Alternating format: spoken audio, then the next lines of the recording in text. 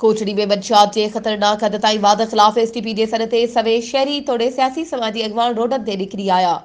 सिंध तरक़ी पसंद पार्टी जे सॾ ते जिस्म RSRPP शहीद भुट्टो ॿोलाणी इतिहाद क़ौमी अवामी तहरीक ऐं सिविल सोसाइटी पारां हज़ारे शहरनि समेत कलंदर शहबाज़ CNG खां मार्च करे शहर जे मुख्य अलमदीना चौक ते धरणो हयो वियो। इन मौक़े ते अॻवाननि यूनिस ओठो, हकीम खुहारो, कामरेड दीदार मुखियो, सुलेमान भलाए, ज़ाकिर गुरगेज़, यूसुफ सारंग ऐं ॿियनि चयो त इल्म अदब जे शहर तो सुञातो वींदड़ ज़िलो ॼामशोरो पुलिस ऐं कुझु नाम निहाद सहाफ़ियुनि जे करे मंशियात जो गड़बड़ थी चुको आहे।